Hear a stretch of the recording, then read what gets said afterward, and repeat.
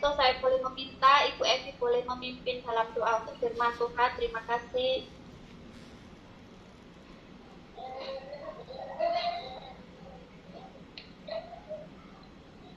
Mari kita bersatu di dalam doa. Bapa Surgawi, Bapa yang kami kenal dan kami sembah di dalam nama Tuhan Yesus. Terima kasih Bapa untuk siang hari ini Tuhan. Kau masih memberikan kesempatan kepada kami untuk boleh mengikuti Zoom Woman of Dorea Bapa. Terima kasih Tuhan, kami bersyukur karena kami tahu Bapa sungguh sangat amat baik di dalam ini. Tuhan, kalau sebentar kami akan mendengarkan sebagian dari firman-Mu. Kami berdoa Bapa, siapapun hamba-Mu yang menyampaikan siap firman pada siang hari ini, kiranya urapan Roh Kudus-Mu bekerja Tuhan, mengurapi supaya setiap perkataan yang keluar dari mulut bibirnya Bapa, itu betul memberkati kami.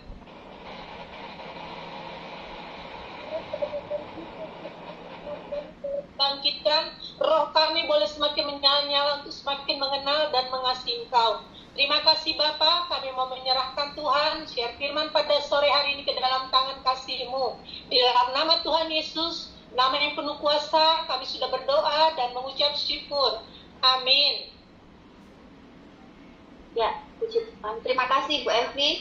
Saya serahkan kepada Pak Nando yang akan menyampaikan firman Tuhan. Ya, baik. Tuhan, shalom, selamat sore bagi kita semua yang ada pada sore hari ini dalam ibadah Woman of Dorea. Apa kabar ibu-ibu semua? Tuhan yang merasakan kebaikan Tuhan boleh lambaikan tangannya, ya, Tuhan. Ya, sore hari ini saya dipercayakan untuk menyampaikan firman Allah, ya. Karena saya ini adalah pria satu-satunya di Zoom ini, ya makanya saya harus kalem ya kali ini ya, saudara. Karena saya berhadapan dengan ibu-ibu yang kalem-kalem semua ya, puji Tuhan. Ya, mari kita akan sama-sama membuka Alkitab kita akan sama-sama belajar firman Tuhan di dalam Lukas pasal yang pertama, ayat yang ke-27 sampai ayat yang ke-33 ya. Mulai dari ayat 26 ya. Lukas 1 ayat 26 sampai ayat yang ke-33. Puji Tuhan. Lukas 1 ayat 26 sampai ayat yang ke-33. Bolehkah saya minta tolong Ibu Maurin bantu saya untuk membaca firman Tuhan ini. Lukas 1 ayat 26 dikatakan bahwa dalam bulan yang ke-6 Allah menyuruh malaikat Gabriel pergi ke sebuah kota di Galilea bernama Nazaret. 27 kepada seorang perawan yang bertunangan dengan seorang bernama Yusuf dari keluarga Daud. Nama perawan itu Maria. 28 ketika malaikat itu masuk ke rumah Maria, ia berkata, "Salam hai engkau yang dikaruniai, Tuhan menyertai engkau." 29 Maria terkejut mendengar perkataan itu, lalu bertanya di dalam hatinya, apakah arti salam itu? 30 kata malaikat itu kepadanya, "Jangan takut hai Maria, sebab engkau beroleh kasih karunia di hadapan Allah. Sesungguhnya engkau akan mengandung dan akan melahirkan seorang anak laki-laki, dan hendaklah engkau menamai dia Yesus." 32 ia akan menjadi besar dan akan disebut anak Allah yang maha tinggi, dan Tuhan Allah akan mengaruniakan kepadanya tahta Daud bapa leluhurnya. 33 dan ia akan menjadi raja atas kaum keturunan Yakub sampai selama-lamanya, dan kerajaannya tidak akan berkesudahan. Demikian firman Tuhan. Ya, amin. Terima kasih Bu Maurin sudah membantu saya pada sore hari ini. Ya, ibu-ibu yang dikasih oleh Tuhan, tema firman Tuhan pada sore hari ini saya kasih tema water atau wanita terpilih, ya. Water atau wanita terpilih. Saya percaya bahwa ibu-ibu di tempat ini yang sudah ibu-ibu dan juga yang belum ibu-ibu, yang semuanya adalah wanita, ya, adalah wanita-wanita yang terpilih.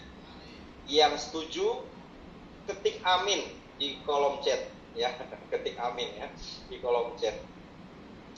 Nah, Bapak Ibu lagi, ya, ibu-ibu yang dikasih oleh Tuhan, Woman of Dorea, mungkin ibu-ibu sudah tahu tentang salah satu ajang kontes kecantikan, yaitu Miss Universe, ya, beauty pageant, ya, Miss Universe. Di dalam hal kecantikan, ya, Miss Universe itu memberikan 3 persyaratan bagi wanita-wanita yang akan mengikuti kontes kecantikan di dunia. Semuanya adalah wanita-wanita yang terpilih, ya, wanita-wanita yang cantik-cantik, yang kemudian akan bersaing di dalam ajang kontes kecantikan, yaitu Miss Universe. Ada 3 hal yang ditekankan di dalam Miss Universe, ya, yaitu yang pertama itu beauty atau kecantikan, brain atau kecerdasan. Kemudian ada B yang berikutnya, yaitu behavior atau kepribadian. Nah, artinya kecantikan itu tidak cukup hanya dengan kecantikan fisik semata, melainkan juga kecerdasan dan tingkah laku yang biasa dikenal dengan istilah inner beauty atau kecantikan dari dalam. Dan kemudian wanita-wanita ini akan diseleksi, lalu mereka akan melewati berbagai tahapan penjurian sehingga hanya satu yang akan terpilih untuk menjadi Miss Universe. Ya, tentunya dengan memiliki syarat-syarat yang ditetapkan oleh panitia yang ada di Miss Universe atau juri-juri yang ada. Nah, ibu-ibu yang dikasih oleh Tuhan, Alkitab mencatat seperti yang kita sudah baca tadi, ya, di dalam Lukas 1 tadi, ya, di antara banyak wanita hanya satu yang dipilih oleh Tuhan, yaitu Maria. Ya, berbahagialah yang namanya Maria sore hari ini, ya. Ada Ibu Maria siang-siang, ya. Kalau Maria di dalam bahasa Ibrani arti katanya yaitu kuat, ya. Jadi kalau Ibu Maria pasti kuat, ya, karena namanya Maria. Ya, puji Tuhan. Satu-satunya wanita yang dipilih untuk mengandung dari Roh Kudus dan melahirkan juru selamat, yaitu Yesus Kristus, di antara banyak wanita yang ada pada saat itu. Kenapa? Nah, itulah yang kita mau belajar sore hari ini, ya, ibu-ibu yang dikasih oleh Tuhan, wanita-wanita terpuji. Kita mau belajar kenapa sampai Maria ini dipilih oleh Tuhan, ya, untuk suatu misi penyelamatan, menyelamatkan manusia. Kita tahu bahwa semua manusia telah berbuat dosa sehingga dia telah kehilangan kemuliaan Allah, dan karena begitu besar kasih Allah akan dunia ini, dia telah mengaruniakan anaknya yang tunggal, yaitu Yesus Kristus, yang menjelma menjadi manusia, yang lahir dari perawan yang namanya Maria.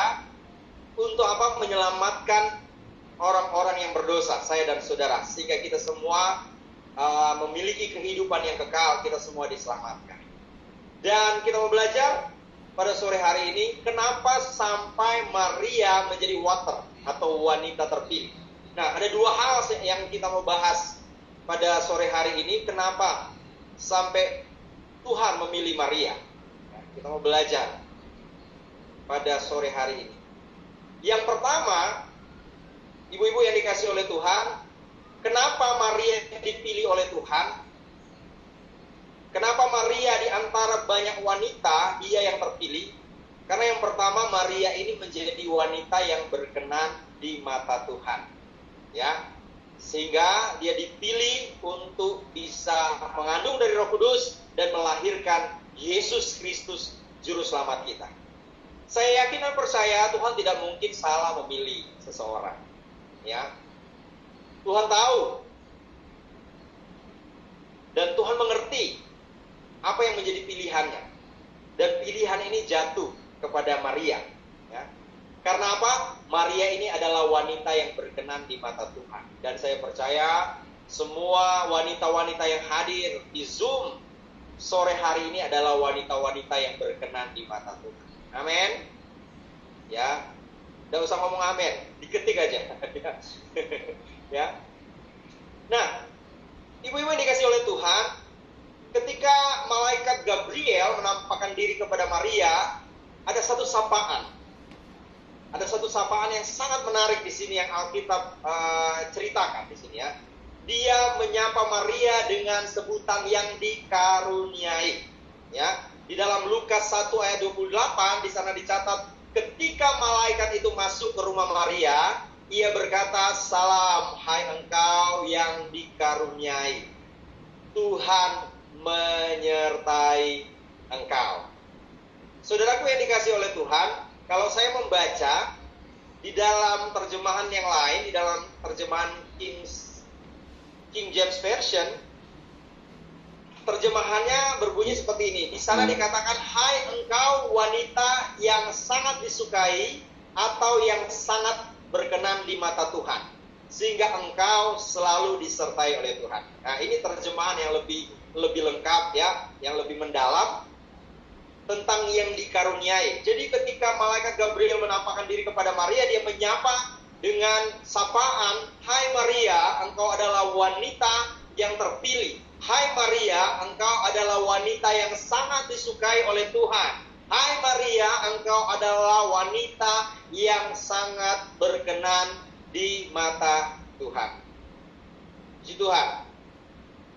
Saudaraku yang dikasihi oleh Tuhan, kita melihat di sini bahwa Maria ternyata dipilih oleh Tuhan sendiri karena apa? Dia adalah wanita yang berkenan di mata Tuhan.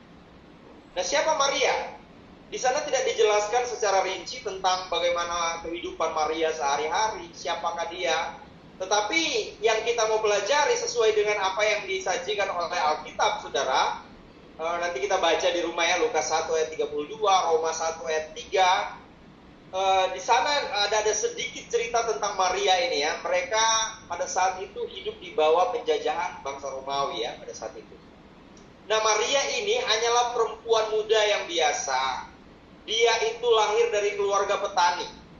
Dia juga lahir di sebuah desa yang tidak signifikan, yaitu Nazaret.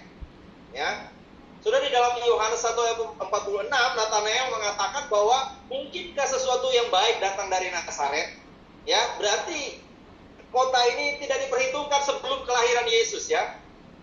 Setelah kelahiran Yesus, di sana diceritakan bahwa Yesus ya berasal dari kota Nazaret, saudara ya.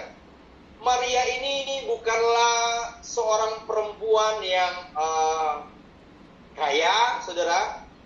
Dia sehari-hari tidak membawa tas Gucci, saudara ya. Dia tidak pakai pakaian branded, ya. Dia tidak pakai tas yang mahal, ya. Tidak pakai tas LV mungkin ya. Yang kemudian kalau dibawa dia kasih gini ya, saudara ya, supaya dilihat orang kalau tasnya bermerek, ya. Dia bukan wanita seperti itu, saudara ya. Dia bukan juga wanita yang lahir dari kalangan sosialita, saudara. Yang kalau bikin arisannya di Paris, ya, kemudian makan siang di Roma, kemudian jalan-jalan setiap kali liburan ke Singapura, ya, saudara ya. Tetapi Maria ini adalah orang yang biasa, saudara. Bukan orang yang spesial, saudara. Tetapi saya penasaran sekali kenapa Tuhan memilih orang yang lahir di tengah-tengah keluarga yang biasa, keluarga petani, saudara. Tidak mungkin Maria dia bisa berpakaian sesuatu yang indah, saudara ya. Karena dia dari keluarga petani, saudara. Pasti dia adalah orang yang sangat sederhana, saudara ya. Lahir dari keluarga yang kecil, lahir dari keluarga sederhana, namun dia mendapatkan suatu pilihan, ya. Dia mendapatkan pemilihan Allah, ya, yang luar biasa di antara berbagai banyak wanita pada saat itu, saudara ya. Allah memilih dia. Di sini kita belajar bahwa jika Tuhan sudah berkehendak, maka segala sesuatu dapat terjadi di dalam hidup kita. Tidak peduli dari mana kita datang, tidak peduli latar belakang kita, siapa kita, lahir dari keluarga seperti apa. Kalau Tuhan mau memilih kita, ya, Dia bisa memilih kita dari antara banyak wanita-wanita yang lain yang mungkin secara dunia, secara mata jasmani jauh lebih spesial dari kita. Tetapi kalau dunia bisa memilih yang spesial, saudara, itu tidak ada apa-apanya dengan apa? Pemilihan Tuhan. Jauh lebih spesial dari pemilihan dunia, saudara. Saudara adalah wanita-wanita yang jauh lebih hebat jauh lebih berharga daripada wanita-wanita yang terpilih di Miss Universe. Meskipun mereka adalah ratu sejagat, mereka adalah wanita-wanita yang cantik, namun Tuhan tidak pernah melihat kecantikan secara fisik. Tapi ternyata Tuhan melihat tampilan yang ada di dalam. Tuhan melihat hati, kecantikan hati Maria sanggup memikat hati Tuhan, sehingga Tuhan memilih dia. Karena apa? Dia memiliki hati yang berkenan di mata Tuhan. Ya, karena kecantikan hati Maria jelas lebih penting bagi Allah dibanding kecantikan wajahnya. Bukan berarti kita tidak boleh cantik ya, saudara. Tetapi Tuhan lebih melihat pada kecantikan hati, karena itu yang paling penting. Jadi Tuhan memilih setiap kita, Dia mau melihat hati kita terlebih dahulu. Tuhan tidak melihat dari parasnya kita terlebih dahulu. Tidak diceritakan bahwa Maria ini adalah orang yang cantik. Ya, Maria ini adalah orang yang sangat terkenal karena kecantikannya di desanya, di kotanya. Tetapi jelas ketika malaikat Tuhan datang menampakkan diri kepadanya, di sana dia berkata bahwa engkau adalah orang yang sangat disukai oleh Tuhan dan sangat berkenan kepada Tuhan, karena Tuhan melihat hatimu, hati yang bersih, hati yang murni. Ya. Karaktermu adalah karakter yang menunjukkan karakter seorang wanita yang benar-benar takut Tuhan, dan pilihan jatuh kepada Maria. Saudara, bukankah itu adalah hal yang istimewa ketika Tuhan datang di dalam hidup kita dan Dia menyapa kita? Dia mau mengatakan, engkau adalah wanita yang aku sangat sukai, engkau berkenan di hati. Saudara, tentunya kita punya kerinduan. Kita mungkin, saudara, sebagai wanita yang terpilih, mempunyai kerinduan bahwa ketika Tuhan datang di dalam kehidupan kita, Dia mau memilih kita untuk apa? Menjalankan rencananya di dalam setiap kehidupan kita. Seperti apa yang dilakukan Tuhan kepada Maria. Namun kalau kita sebagai wanita-wanita, ya, ibu-ibu sebagai wanita-wanita yang mau dipilih oleh Tuhan terlebih dahulu, kita harus memiliki sesuatu yang menarik dan bernilai di mata Tuhan. Ya, menjadi menarik dan bernilai bukan dilihat dari tampilan luar kita. Menjadi menarik dan bernilai bukan dilihat dari pakaian yang sehari-hari kita kenakan. Bukan dilihat dari kekayaan kita. Tetapi sesuatu yang bisa dilihat oleh Tuhan di dalam hati kita melalui kehidupan pribadi kita sehari-hari. Sebagai wanita yang akan dipilih Tuhan, tentunya punya kriteria yang menarik di mata Tuhan. Mempunyai kriteria yang berkenan di mata Tuhan, sehingga Tuhan menjatuhkan pilihannya kepada kita. Itulah sebabnya kita harus punya sesuatu yang menarik, sesuatu yang bernilai di mata Tuhan. Sesuatu yang menarik dan bernilai itu datang dari hati kita, keluar dari tindakan-tindakan kita secara pribadi, kesaksian-kesaksian hidup kita, perkataan kita setiap hari, perbuatan-perbuatan kita, tindakan-tindakan kita. Itulah yang menjadi tolak ukur kenapa Tuhan memilih Maria. Dan saya percaya tolak ukur yang sama juga akan Tuhan pilih, ya, akan Tuhan tetapkan di dalam setiap kehidupan kita, wanita-wanita yang terpilih pada saat sore hari ini, Woman of Berea. Nah, saudaraku yang dikasihi oleh Tuhan, kalau kita membaca di dalam Amsal 31 ayat 30, di sana dikatakan kemolekan adalah bohong dan kecantikan adalah sia-sia. Tetapi istri yang takut akan Tuhan dipuji-puji. Ya, firman Tuhan mengatakan kemolekan itu bohong, kecantikan sia-sia, tetapi Allah menetapkan satu kriteria bahwa istri yang takut akan Tuhan dipuji-puji. Dipuji oleh siapa? Pasti dipuji oleh Tuhan terlebih dahulu, kemudian dipuji oleh suami. Ya, sebagian besar di sini sudah menikah semua ya. Ada juga yang belum menikah, yang sementara mencari pasangan hidup. Ya, saat ini ya ada beberapa yang sementara mencari jodoh pasangan hidup, ingatlah bahwa kecantikan hati itu mencakup keseluruhan pribadi kita. Jadi bukan hanya ada di wajah saja, ya, tetapi juga ada di pikiran. Kalau kita mau dipilih oleh Tuhan, kecantikan yang kita pancarkan adalah kecantikan yang ada di pikiran, kecantikan yang ada di hati, dan kecantikan yang ada di sikap hidup kita terhadap sesama. Karena apa? Istri yang takut akan Tuhan dipuji-puji, berkenan di mata Tuhan. Ya, amin. Ini yang Tuhan mau di dalam setiap kehidupan ibu-ibu yang menjadi pilihannya pada sore hari.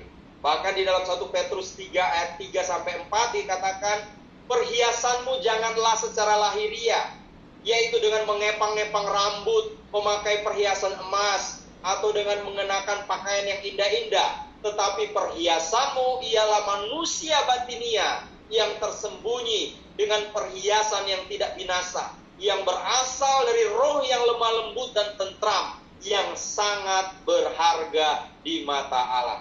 Saudara, ini saudara, wanita yang terpilih itu berharga di mata Allah karena mereka lah yang sangat berkenan di mata Allah. Kita belajar dari Maria pada sore hari ini untuk menjadi berkenan di mata Tuhan. Kita lebih menonjolkan kepribadian kita yang takut akan Tuhan, kepribadian kita yang sehari-hari menjadi saksi bagi banyak orang, menjadi berkat bagi banyak orang. Itu yang lebih disukai oleh Tuhan. Kalau berbicara tentang perhiasan, sesuatu yang berharga yang dikenakan oleh wanita. Wanita itu sangat suka perhiasan. Ya, ibu jujur aja, yang ada di toko emas, ya, toko perhiasan itu pasti banyak ibu-ibu, ya. Tidak banyak bapak-bapak. Ada beberapa bapak-bapak, tapi satpam dan polisi biasanya, ya, yang menjaga di toko emas, ya. Tapi kebanyakan ibu-ibu, ya. Ibu-ibu suka, wanita itu suka mengenakan perhiasan. Perhiasan itu sesuatu yang berharga, ya. Itulah sebabnya firman Tuhan mengatakan, kenakanlah semua itu. Perhiasan yang sangat berharga itu yaitu takut akan Tuhan. Perhiasan yang sangat berharga itu adalah hidup yang berkenan kepada Tuhan. Perhiasan yang berharga adalah kesaksian hidupmu yang menjadikan orang bisa percaya kepada Kristus. Nah, itu yang harus dikenakan oleh wanita-wanita yang terpuji. Ya.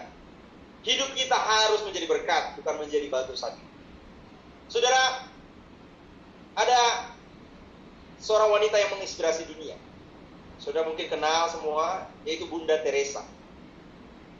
Saudara, Bunda Teresa ini dia melayani di India, di Calcutta. Calcutta itu adalah sebuah tempat yang paling miskin di India. Tempat yang kumuh.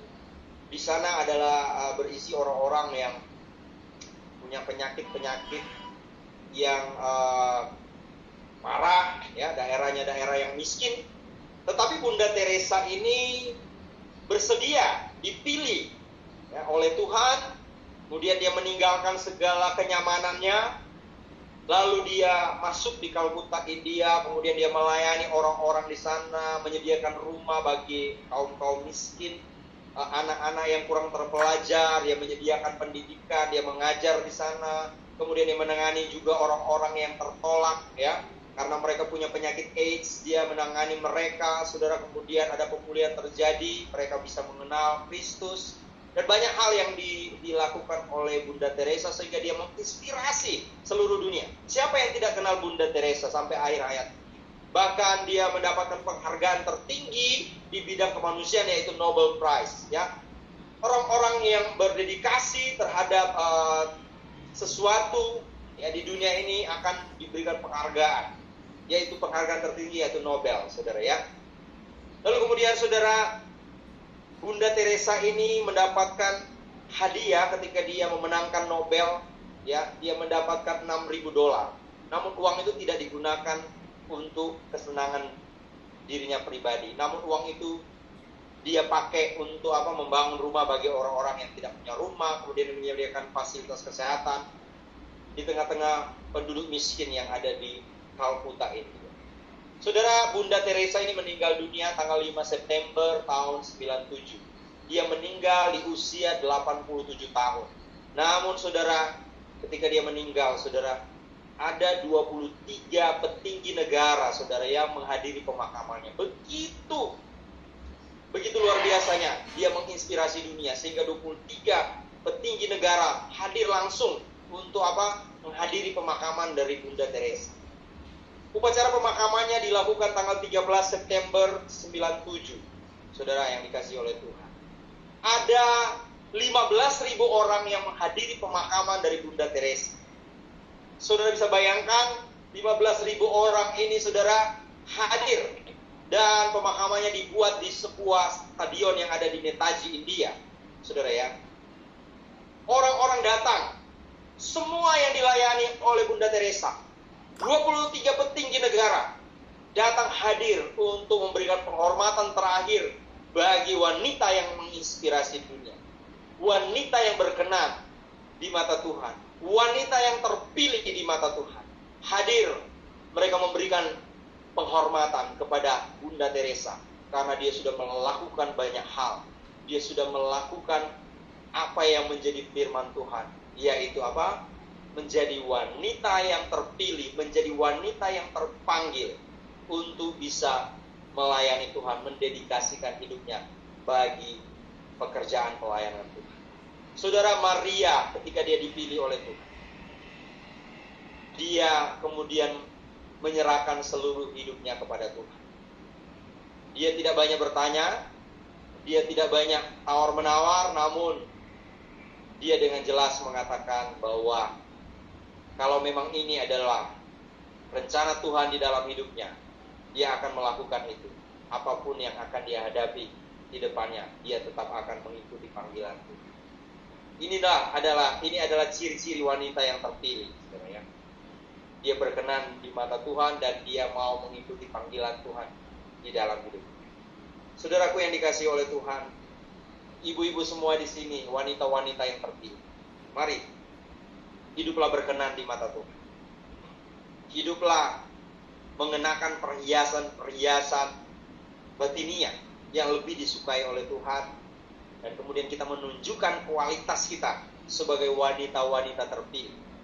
Wanita-wanita terpilih adalah wanita-wanita yang menjadi panutan sebagai seorang ibu di rumah, sebagai seorang istri bagi suami, sebagai seorang pelayan Tuhan. Karena apa? Sebagaimana Maria, dia terpilih karena Tuhan berkenan kepadanya. Tuhan juga mau berkenan kepada semua wanita-wanita yang ada di Zoom pada sore hari. Amin. Ya, ketik saja amin kalau ibu-ibu setuju dengan perkataan saya. Ya. Puji Tuhan. Waktu berjalan terus, ya. Jadi saya akan langsung di bagian yang kedua. Kenapa Maria bisa menjadi water atau wanita terpilih? Ya, karena Maria adalah wanita yang mengerti dan memahami panggilan Allah di dalam dirinya. Ya, sekali lagi, Maria menjadi wanita yang mengerti dan memahami panggilan Allah dalam diri.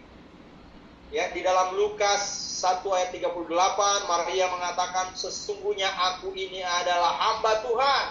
Jadilah padaku menurut perkataanmu itu.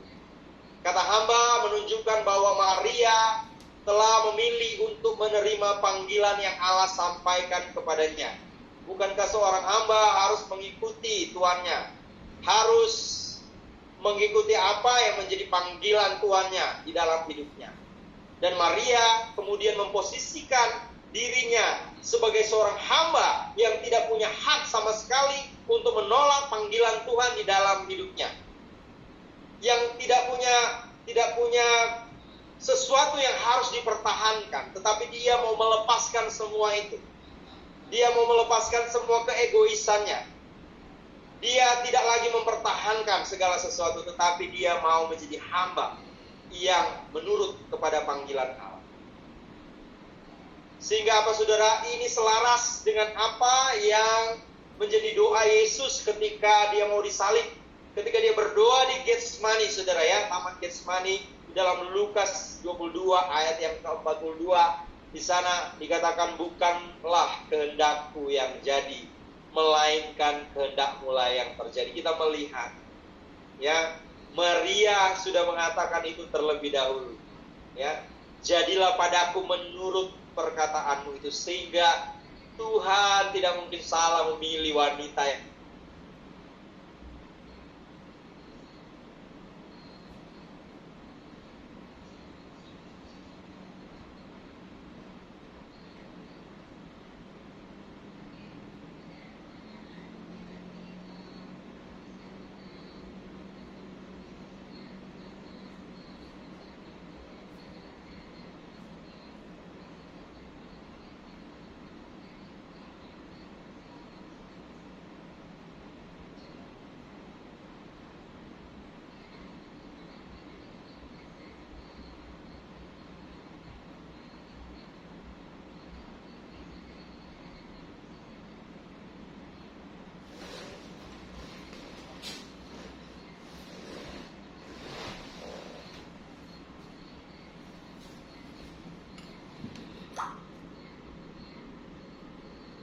Apakah Pak Nando kehilangan signal?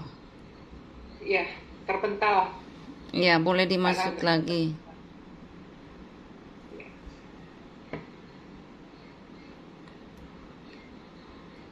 Ya, sebelum kita menunggu Pak Nando, belum masuk ya Bu Moren? Ya, maaf Bapak Ibu, Oke. Ibu-ibu, Oke. bisa dengar saya? Ya. Puji Tuhan. Wanita yang terpilih adalah wanita yang mau dan rela hati untuk memenuhi panggilan Tuhan di dalam hidupnya. Yang mengatakan bahwa saya ini adalah seorang hamba.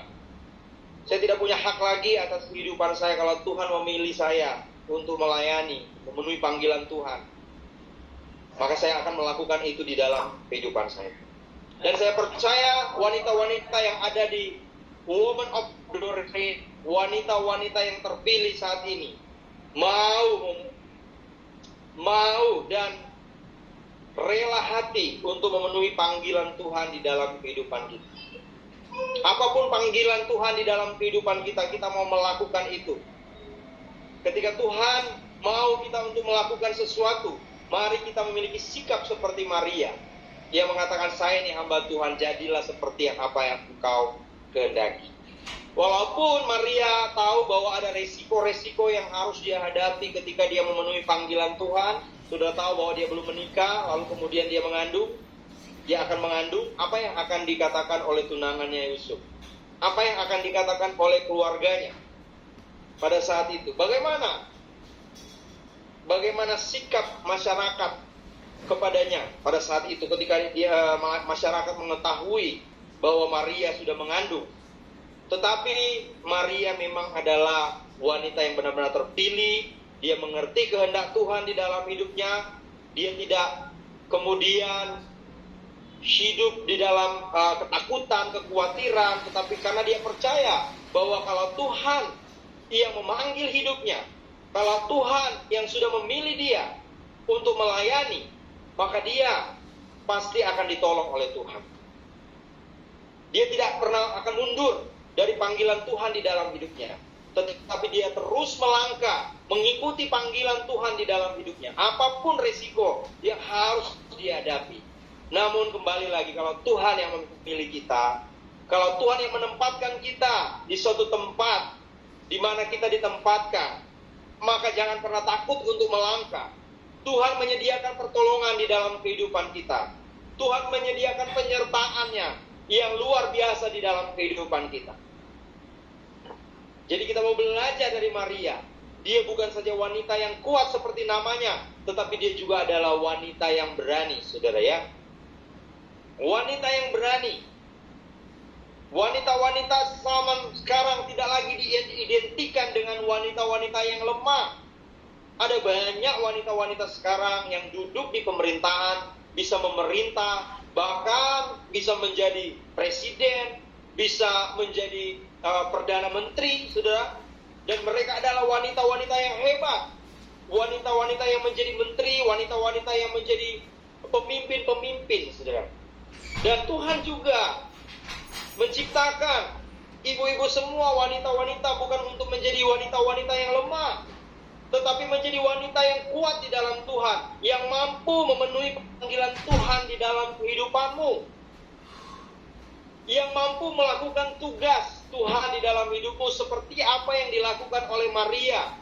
Terlepas dari berbagai macam risiko yang harus dia hadapi ke depan, tetapi Maria menjadi wanita yang kuat ketika Tuhan datang di dalam hidupnya. Ternyata kehadiran Tuhan di dalam hidup kita merubah seluruh hidup kita. Menjadi wanita yang kuat, menjadi wanita yang percaya diri, menjadi wanita yang bisa menatap masa depan dengan baik.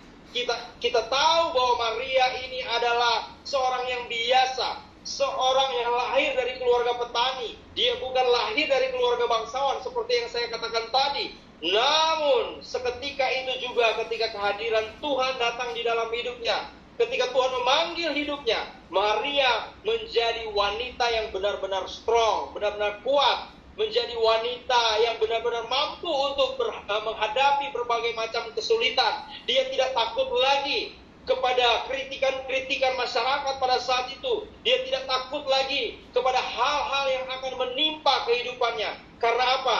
Tuhan yang memberi kekuatan di dalam hidupnya. Bahkan firman Tuhan lebih lanjut mengatakan bahwa adakah sesuatu yang mustahil bagi Tuhan?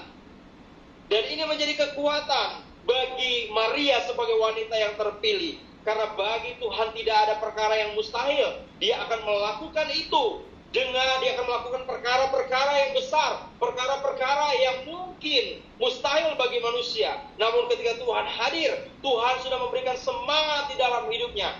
Tuhan memberikan iman yang lebih kepada dia untuk dia bisa menghadapi semua.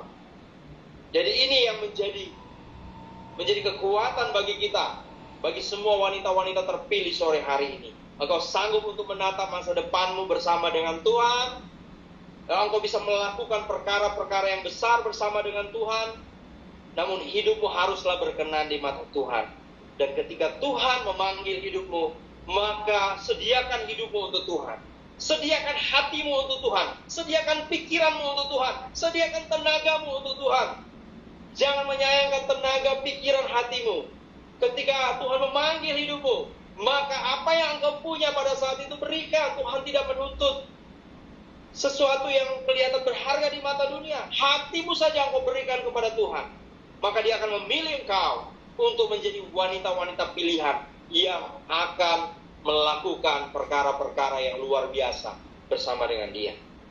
Jadi saya percaya wanita-wanita yang ada di Women of Doria, wanita-wanita yang terpilih, wanita-wanita yang tangguh, yang bisa mengatasi segala sesuatu bersama dengan Tuhan. Sore hari ini, firman Tuhan ini menjadi kekuatan di dalam kehidupan kita. Siapapun engkau,